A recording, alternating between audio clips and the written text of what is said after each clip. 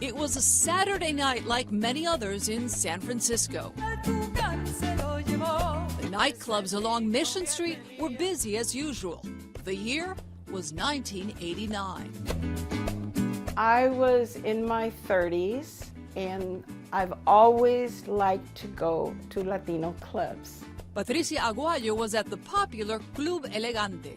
I was sitting at the bar, and all of a sudden, several San Francisco police officers walked in, and ICE.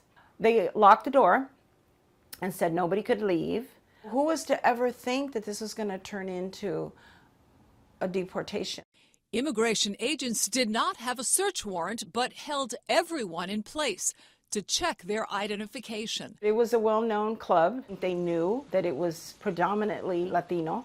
Patricia is a native San Franciscan, and she felt racially profiled. I was legally here, wanted to let them know that they were not going to just profile people and assume that everybody in that club was undocumented.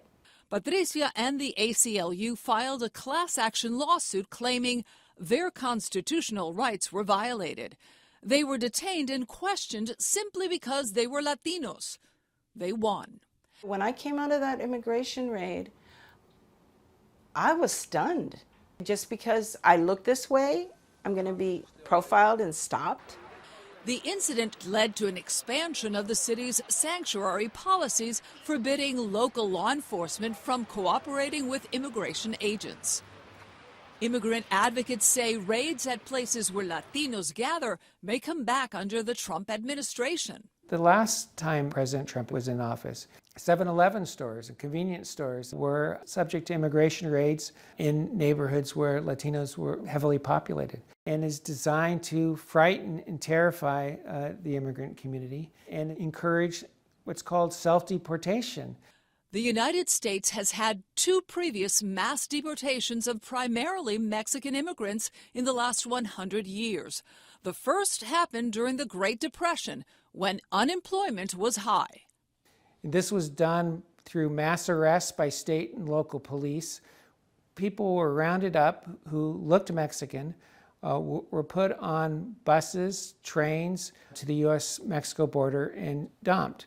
It was called the Mexican repatriation. It's estimated 1 million people of Mexican ancestry were removed from the United States and returned to Mexico, many of them U.S. citizens. Some historians say 2/3 of those forced to leave were U.S.-born children of immigrant parents.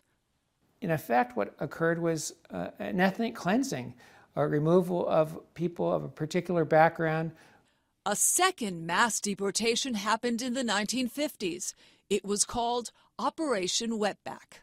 A wetback was an epithet used to refer to Mexicans, and it refers to the stereotypical Mexican immigrant who swims the Rio Grande and has a wet back. It's hate speech, it's an epithet, it's an insult. The U.S. government carried a military-type operation. Immigration officials went to job sites and deported immigrants who were caught there, went to schools and deported immigrants who were caught there. Their family members often didn't know where those people had been sent, what had happened to them. And just like the mass deportation of the 1930s, many of those deported were U.S. citizens.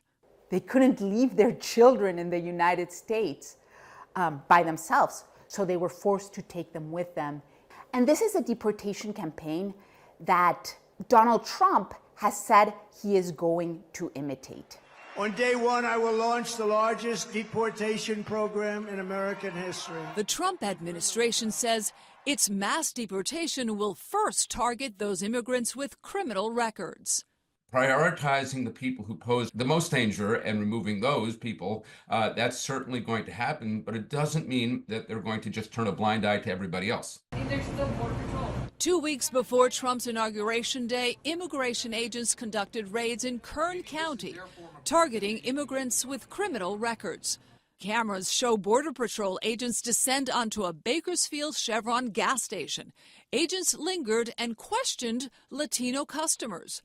Children born in the United States with undocumented parents could again be caught in the net. You better start packing now. Tom Homan has said that there's no reason why people have to be separated from their families. They can make a choice. It is their choice to either, go home with their entire family or leave the parts of their family that are citizens. Enforcing laws breaks up families all the time. You send somebody to prison, you're breaking up a family.